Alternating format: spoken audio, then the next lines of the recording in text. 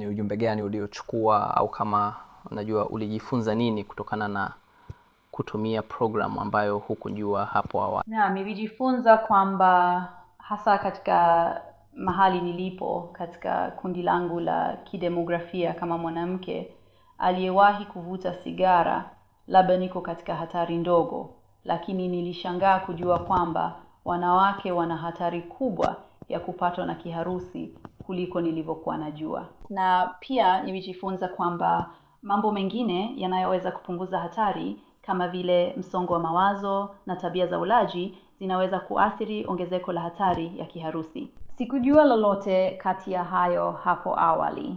Pia nilijifunza dalili za kiharusi labda ni ngumu zaidi kubaini kuliko nilivyofikiria awali.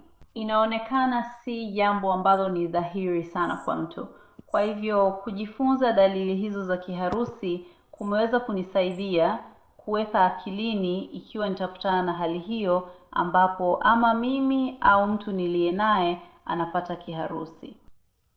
Na imefungua macho yangu sana kuhusu kile ninachoweza kufanya kusaidia na athari za muda mrefu ambazo zinaweza kuwa nazo kwangu au mtu aliyepata kiharusi. Uliwazaje kuhusu stroke riskometer, na kulikuwa na vipengele vyovyote ulivyovipenda au kuvipenda kidogo kuhusu program hiyo?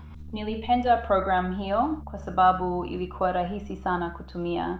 Maneno yote yalikuwa katika Kiingereza, rahisi na wazi ili niweze kuelewa.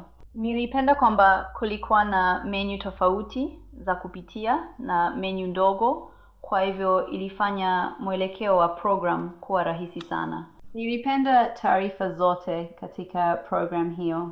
Kitu pekee ambacho labda sikupenda kuhusu program hiyo ni kwamba michoro ingeweza kuwa ya kisasa zaidi.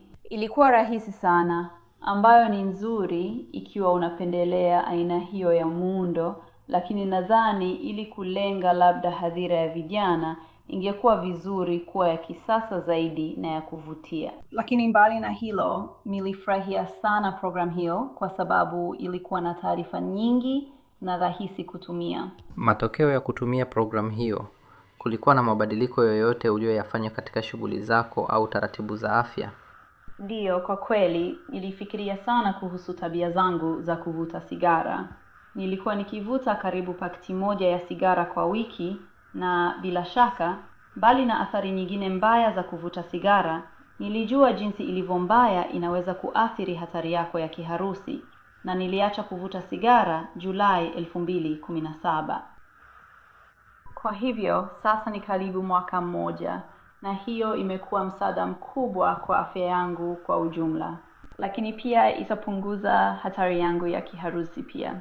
Na mambo mengine ambayo nimekuwa nikifanya ni mazoezi ya kula kiafya zaidi.